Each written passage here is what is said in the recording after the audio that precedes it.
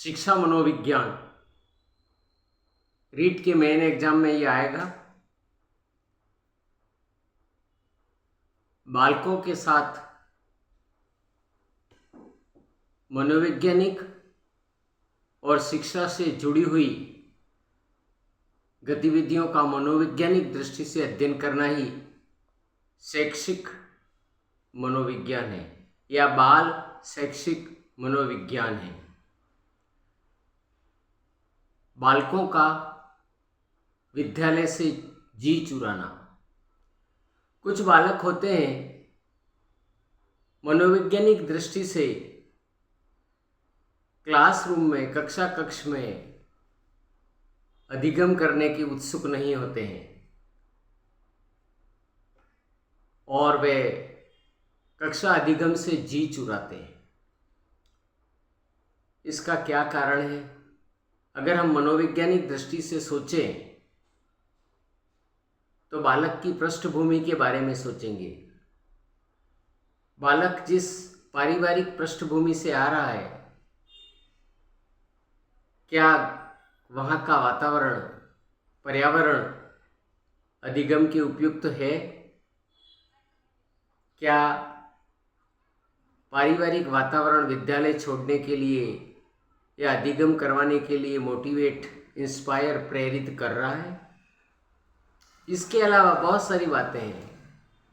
क्या बालकों की संगति अधिगम कर्ताओं की तरह है?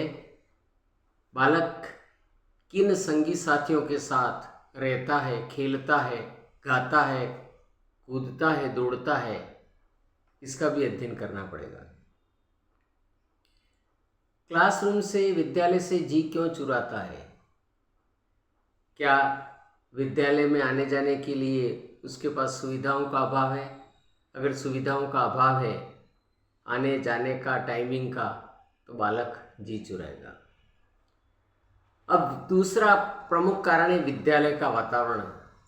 विद्यालय के वातावरण के साथ साथ हम पहले क्लासरूम के एनवायरनमेंट के बारे में अध्ययन करेंगे। वह बालक अधिगम से, पढ़ाई से, क्लासरूम से जी क्यों चुराता है? नंबर 1, क्या उसके पास बड़े बड़े बच्चे बुली तो नहीं है जो उसको पीटते हैं, डराते हैं, मारपीट करते हैं? क्या सीटिंग अरेंजमेंट सही है? वो भी ज़रूरी है। अगर बालक को बैठने के लिए सीट नहीं मिलेगी तो बालक विद्यालय से और क्लासरूम से जी चुराएगा। क्या विद्यालय के क्लासरूम में लाइटनिंग और हवा की पूर्ण व्यवस्था है, पानी की व्यवस्था है, लंच की व्यवस्था है, ब्रेक की व्यवस्था है? और तीसरा सबसे महत्वपूर्ण कारण है शिक्षक। अब शिक्षक का उन बालकों के प्रति कैसा एटीट्यूड है, कैसा दृष्टिकोण है, कैसा नज़रिया है, उसका व्यवहार कैसा है। अगर वह बालकों के साथ घुल मिल कर एक पेरेंट के रूप में शिष्टाचार, प्रेम, स्नेह, आत्मीयता दिखाएगा तो बालक को आनंद आएगा। सबसे बड़ी बात यह है कि बालक यह महसूस न करे कि either I am at home और इन द क्लासरूम। क्लासरूम में है या घर पर है, same condition, there should be the same condition, the environment भी should be the same, attitude and affection would also be the same, facilities would be also the same।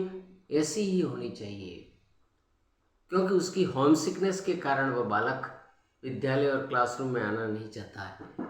इसलिए हमें ध्यान रखना है कि क्लासरूम में एनवायरनमेंट, ब्लैक बोर्ड है कि नहीं, ग्रीन बोर्ड है कि नहीं, क्लियर है कि नहीं, वहाँ पर टीचर उसे बार बार स्कोल्ड, रिब्यूक या तिरस्कार या डांटता तो नहीं है, किसी कारण से उसकी मनोवैज्ञानिक स्थिति की जानकारी किए बिना। उदाहरण के तौर पर कोई बालक होमवर्क नहीं करके आता है तो शिक्षक उसकी परिस्थितियों को समझे बिना ही अगर उसको स्कोल्ड करना, डांटना शुरू कर देगा तो बालक का क्लासरूम से जी चुराना स्वाभाविक है। बालक को होमली एनवायरनमेंट क्लासरूम में मिलना चाहिए ताकि उसको आनंद आए। आनंददायी शिक्षक, खेल खेल में एक्टिविटी बेस्ड लर्निंग होनी चाहिए। एक्टिविटीज़, हर एक्टिविटी करे। कम्युनिकेशन बेस्ड वार्तालाप होना चाहिए। एंड इंस्पायरेशनल, मोटिवेशनल होना चाहिए और उसको चांस मिलना चाहिए। एक्सप्रेशन की, अभिव्यक्ति की उसको फ्रीडम मिलनी चाहिए। ये सारी चीज़ें अगर क्लासरूम में उपलब्ध हैं तो बालक का क्लासरूम से जी चुराना संभव नहीं होगा। अगर फिर भी है तो मनोवैज्ञानिक दृष्टि से हमें पेरेंट्स से संपर्क करना है, उसकी इकोनॉमिक, सोशल और फैमिली बैकग्राउंड से परिचित होना है, मोटिवेट करना है। अगर स्लो लर्नर है तो मोटिवेट करना है, डिमोरलाइज नहीं करना है। स्लो लर्नर भी कभी कभी क्लास से जी चुराता है, इसलिए हमें पॉजिटिव एटीट्यूड रखना है। बालकों को मोटिवेट करते हुए उनमें भी पॉजिटिव एटीट्यूड डेवलप करना है। इस प्रकार बालक का स्नेह, एफिलिएशन स्कूल के प्रति, विद्यालय के प्रति, क्लास के प्रति बढ़ेगा और अधिगम की गति तीव्र हो जाएगी। Thank you.